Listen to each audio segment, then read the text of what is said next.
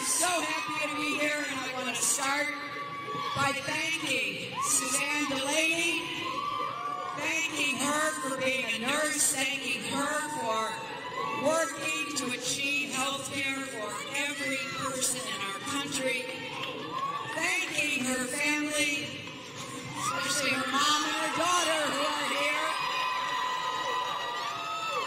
I also want to thank Tisa Rodriguez, State Senator Richard Roth,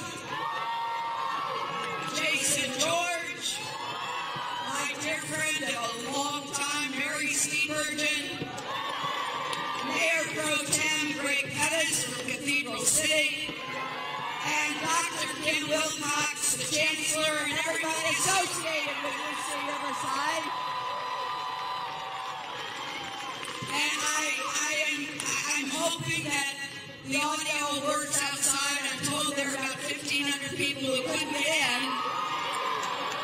So I want to be sure that they can hear me because I so appreciate them coming. Yeah, I guess we should have gotten a bigger room, but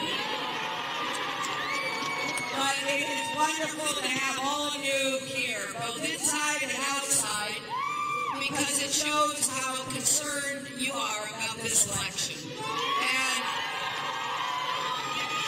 I share that concern. I think the stakes could not be higher. And I want to say a few words about it because this primary in California is especially important. Because California is always about the future, right? When you think about the future, where it starts, how it moves forward, people think about California. The creativity, the entrepreneurialism, the extraordinary innovation. And so this primary on June the 7th needs to send a real signal that Donald Trump will hear no matter where he is that California wants a positive future. You know, you gotta sort of pinch yourself when you hear some of what Donald Trump is saying. And it is something that we gotta take seriously, my friends. It may have started out as entertainment, but now it's really, really concerning. And I don't want what he says to go unanswered. And I will continue to stand up and speak out against what he says, the kind of positions and policies that he's putting forward, the way he treats people, how divisive he is. You know, we may have talked in the past about how we have a bully pulpit in the White House. But that doesn't mean we want a bully in the White House. So let's just look at this. When it comes to the economy, I think it's fair to say, and I hope you tell your friends, our economy does better when we have a Democrat in the White House.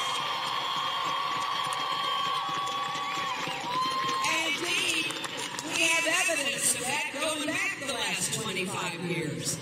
I know both of those Democrats.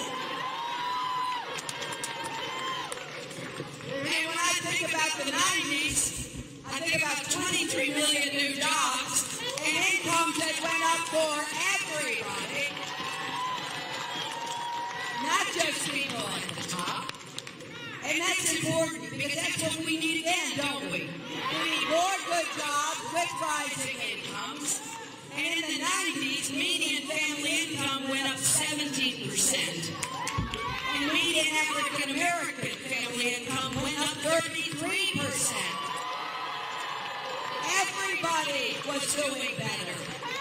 More people were lifted out of poverty, something that now we've got to face again. We have too many poor people, and particularly too many poor children in America, and we ended up with a balanced budget and a surplus.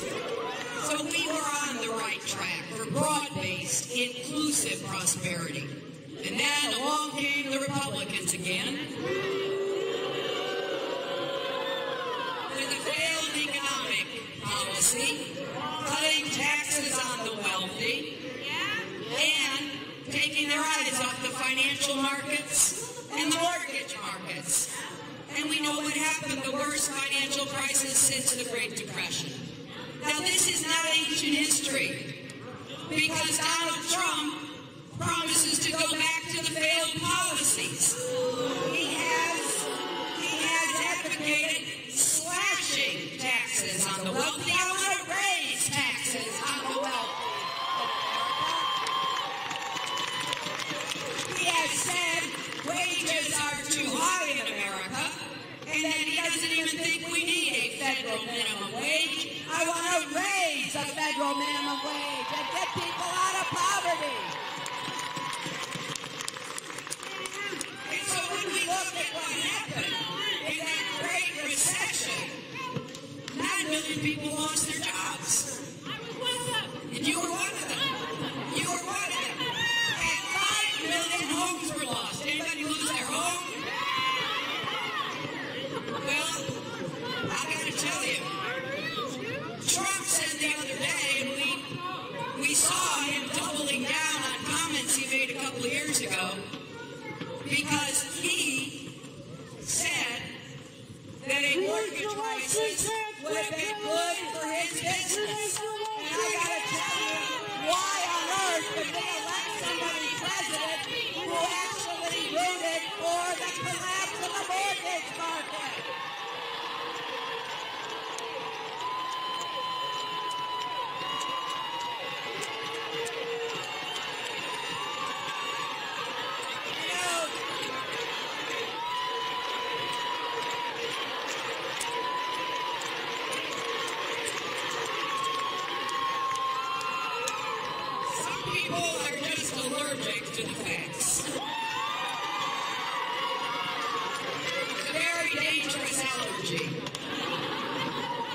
I'm going to keep trying to immunize them so that they're certainly entitled to their own opinions, but not to their own facts.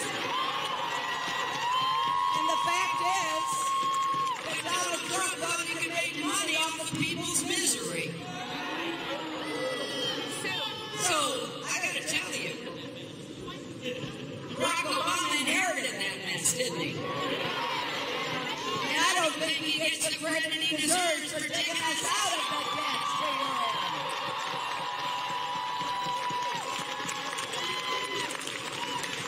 So now, what are we going to do? We're standing, but we got to be running. We need those jobs. Here's what I want to do.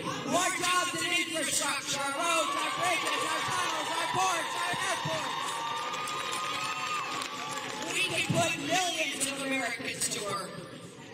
And those are good union jobs, too, aren't they? And we also can have more people working in manufacturing. And let's combat climate change with clean, renewable energy. So, if people would rather delve and listen, it doesn't exactly lead to the kind of dialogue we want, but I don't care. I'm going to keep talking because I want you to know where I stand.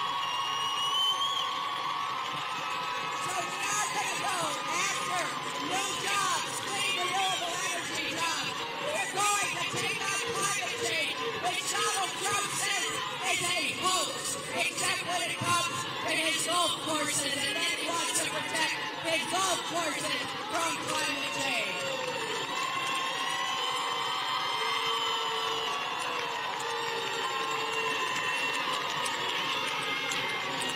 So here's what we're going to do, my friends. We are going to create more jobs. We're going to raise incomes, including the minimum wage. And we are going to guarantee equal pay for women's work.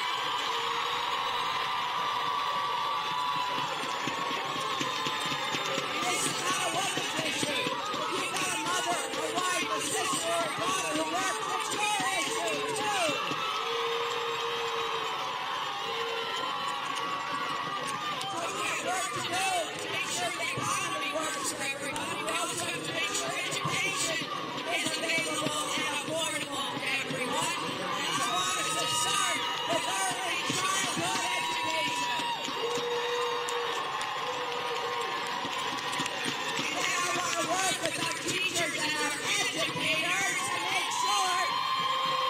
support you to do the job we need to be doing.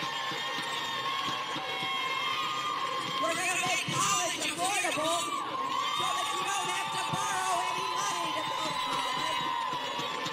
We're going to help you pay down your debt. I feel so strongly about this because education, as you know so well, here at Riverside is still the pathway to opportunity. You heard Suzanne say she's a proud graduate, but I also want to tell people who don't necessarily want to go to get a four-year degree, we're going to make community college free. We are going to support more technical education and more union apprenticeship jobs. And when it comes to health care, I'm going to defend the Affordable Care Act. We're going to make it better, get the costs down, premiums, co-pays, and deductibles, and prescription drug costs. But we're also going to add more coverage and care for mental health and addiction.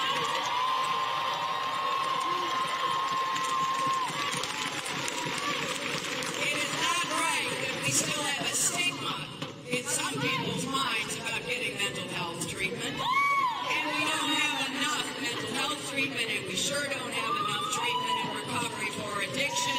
We're going to change that. Because that is one of the biggest health problems facing us.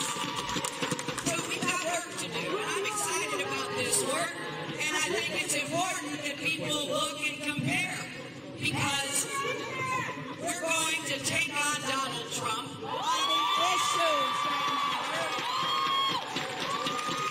He can go ahead and engage in insulting and scapegoating and demeaning and bullying people, but I think the American voter is a lot smarter than to fall for that, don't you? But you know, when you think about our next president, we've got to produce positive results, but we also have to protect America. We're not all that far from San Bernardino, are we? We've got to protect the American people, and we have to continue to lead the world with strength and steadiness. And when you think about what Trump has said just in the last 2 weeks, it should give anybody pause. He's attacked our closest, longest ally, Britain. He has praised the reckless dictator in North Korea. He has suggested he doesn't care whether more countries get nuclear weapons. He's even said he'd consider using a nuclear weapon against ISIS. Not even a state. The idea he would even suggest that is scary. He says we should pull out of NATO. We should ban all Muslims from coming to the United States, a country founded on freedom of religion. And we should return to torture. I mean, those are just a few of the things that he has said in the last few weeks.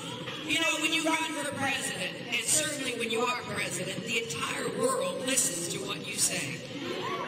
And right now, people are listening to Donald Trump and they're wondering what is going on in America. They're not at all sure whether we still believe in our own values. And they wonder whether or not they can work with us. I hear it from everywhere. People saying, wait a minute, what does this mean?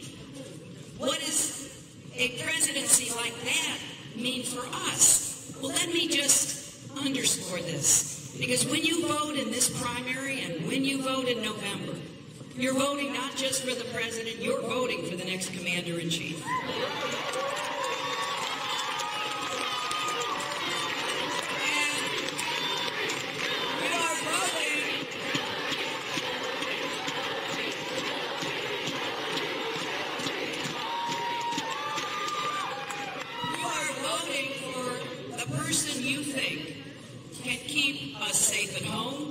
Keep our friends and our allies and our partners safe by working with them. And I just want for a moment to be really serious about this, because there is so much to be concerned about when it comes to Donald Trump, but this is among the most solemn responsibilities that any president faces. I've spent a lot of hours in the Situation Room. I have seen the choices that come to the president. The easy ones get decided before they end up before the President of the United States. I was one of the small group of people asked to advise the president about whether the intelligence was strong enough for us to go after bin Laden, assuming it was bin Laden in this odd-looking compound in a city in Pakistan. And we sat around there for hours listening to the intelligence analysts and the experts. And it really came down to the time when the president asked every one of us in that small group what we advised him to do. There were three choices. Do nothing, because, the intelligence wasn't 100%. It never is. Maybe launch a missile. Maybe that would be the answer. Or to send in the SEAL team. And I listened as people who I deeply respect said, this is a really hard choice. And then gave their advice to the president. I felt personally very committed to this decision because I was a senator from New York on 9/11. I was at Ground Zero 24 hours after we were attacked, and I knew what that meant to the 3,000 lives lost in those attacks in New York at the Pentagon and the plane in Pennsylvania. And so, if we could bring him to justice, I was going to be on the side of saying do it, and that's what I advised the president. Here's what I want you to understand. After listening to the conflicting advice, the decision is the president's. The president listened, took notes, and then he retired to make his decision. It's a lonely job. It's the hardest job in the world, some people say.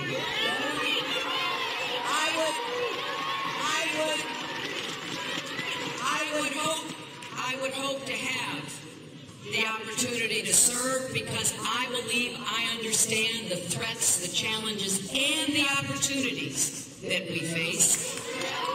And so for me, this is a serious, sober conversation.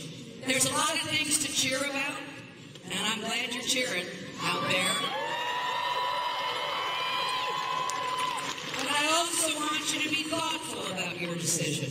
I know we've got some veterans in this crowd.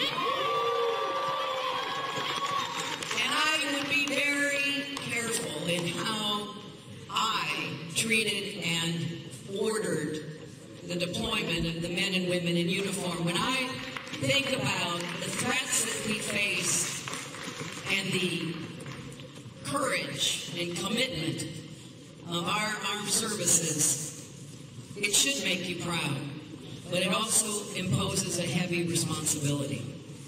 So as you think about this election, I want you to talk to your friends and people you know about who can meet this test. And the third test is who can unify our country.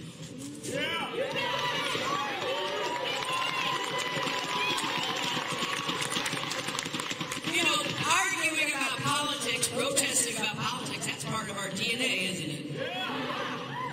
There's nothing wrong with that. But the elections have to end and people have to work together to solve the problems facing our country. You can't stand off and say to people you have to work with, if you're president, working with the senator, working with a member of Congress, if they don't agree with you, you can't turn around and say, you're fired. You got to figure out how to work with them. I will go anywhere, anytime, meet with anyone to find common ground.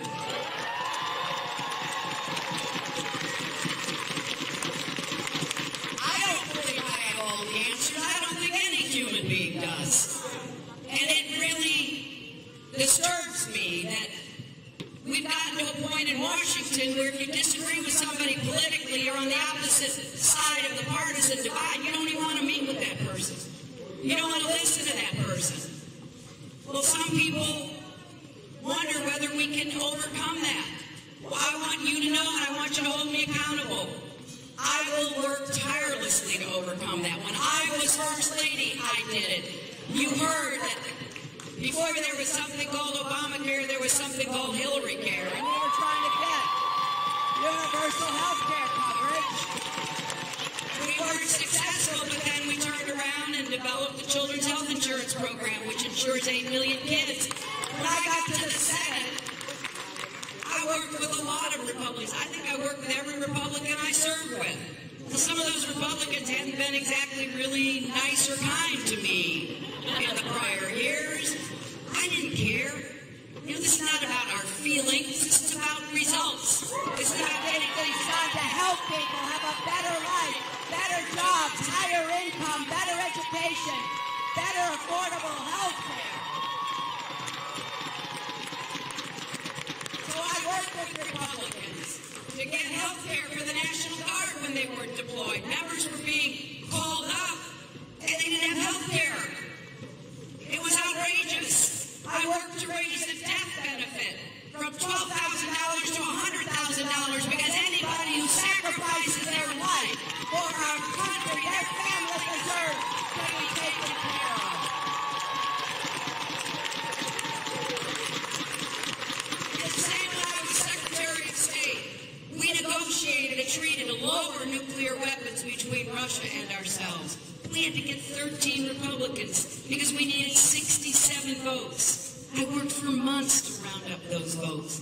So I know how hard this job is. Sometimes I wonder, you know, whether people who run for it really understand that this is a job that requires 24/7 effort. Every single day, working to find common ground, even if it's just a sliver.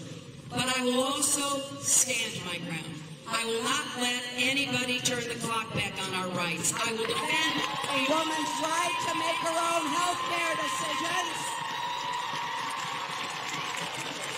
I will defend Planned Parenthood against partisan, mean-spirited attacks. I will defend marriage equality and work to end discrimination against the LGBT community. I will defend voting rights, which are under attack from North Carolina to Texas. I will appoint Supreme Court justices to overturn Citizens United. I will continue to work for comprehensive immigration reform with a path to citizenship. And I will take on the gun lobby for common sense gun safety reforms. There is no doubt in my mind we can make progress together. But I can't do any of this without your help.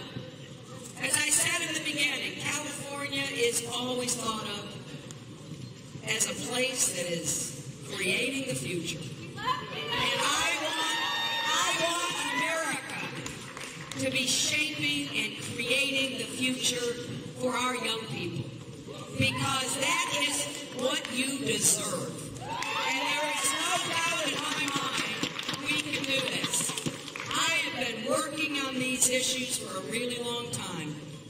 When I got out of law school, I went to work for the Children's Defense Fund because I believe that children deserve the very best opportunities in life that they can get. Whether they are poor, neglected, abused, in foster care, kids with disabilities, we owe it to every child in this country to give them a better chance. And I have fought for the rights of women and girls here at home and around the world. It really matters whether women are treated with respect and equality. Because when we do that, we are all better off. Our economy is better off.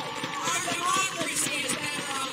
And if you look around the world, one of the reasons why we face terrorism is because terrorists want to send women back to the Middle Ages with no rights, no opportunities.